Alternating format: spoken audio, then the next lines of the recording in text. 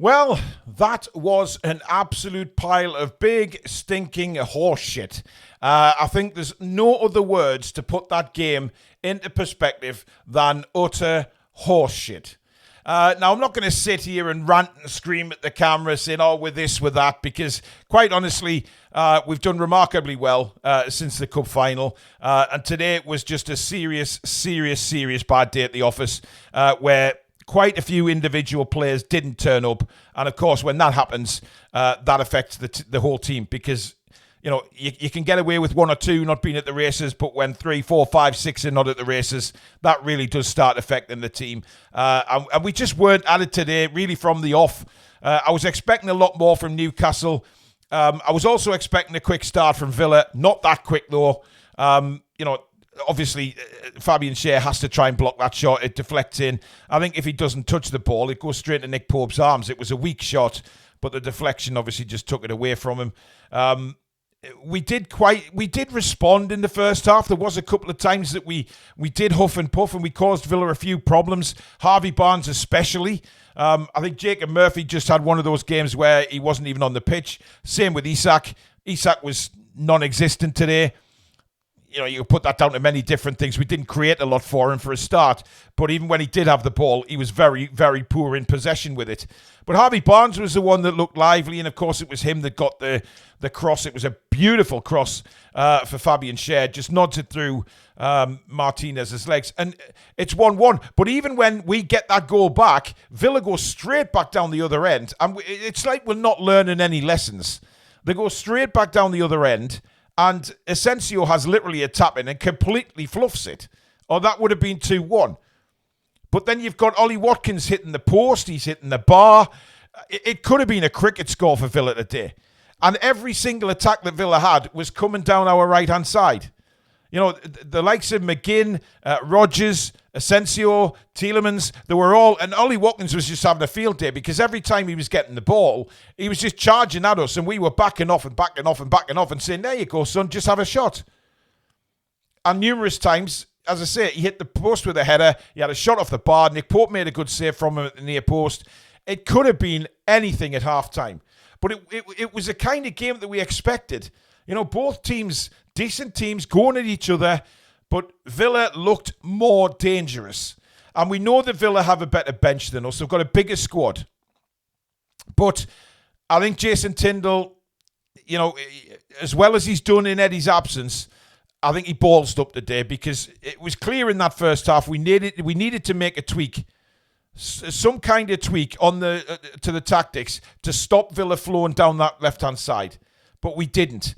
And again, in the second half, it was the same old, and we didn't make the changes quick enough. It was blatantly obvious that Jacob Murphy needed to come off.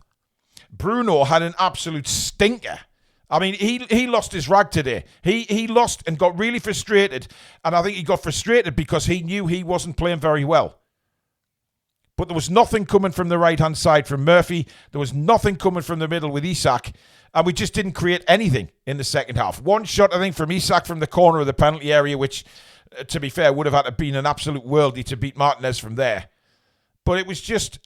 And I'm not going to sit here and say, oh, we were knackered, right? Yes, we probably got tired as the game went on. But I'm not putting that defeat down to fatigue. Because, quite frankly, it was players not turning up that lost us that game today. And I'm not going to shout at them too much anyway because they've been fantastic for us since the cup final. But Villa have a bigger squad and Villa just were the better team today by a long way. There's nothing more we can say but tip your hat to Villa and say, right, it's a terrible day at the office for Newcastle United. It was horseshit in the second half mainly. And we now have to move on from it. But if anything, I hope the players and I hope the coaching staff use this as a real kick up the arse to say, hey, the job is not done yet for the Champions League by a long way. This is still very, very close. But it is also still in our own hands. We still just win the next 5 games or at least get as many points as we can in the next 5 games.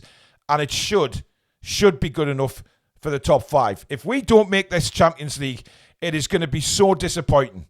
After all the highs of winning the Carabao Cup this season, Not making the Champions League could be crucial for us in trying to bring new players in and losing the ones we've got.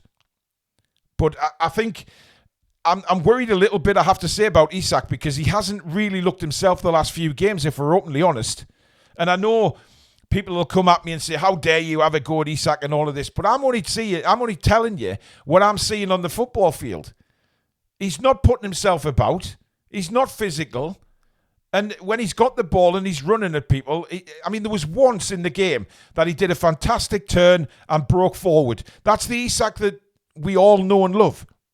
But today, again, many times he was getting the ball and just running into trouble. Or then when he was passing it straight to a Villa player. I'm not sure what's going on with Isak at the minute. Whether he's 100% fit or not, I don't know. But you can't put fitness down to all the players. Simple passes does not... I know if you're tired, it's like, you've got to get that extra fire in your belly. But it doesn't excuse not passing the ball 5 yards. And it doesn't excuse you not picking your man up. And so many times today, we were second best. And we were second best all over the field. Fabian Schär scores a goal, but he was absolutely shocking today. His defending was terrible. Kieran Trippier was awful today. And listen, we have to address the set pieces, right? Because I don't know what is said on the Newcastle United training pitch when it comes to set pieces, right? But when you have a guy taking set pieces and the first 2 or 3 are absolute shockers, then surely you change it and you give somebody else a shot. Because those corners today were some of the worst I've seen all season. And there's no doubt about that. There was one in the second half that he didn't even get off the ground.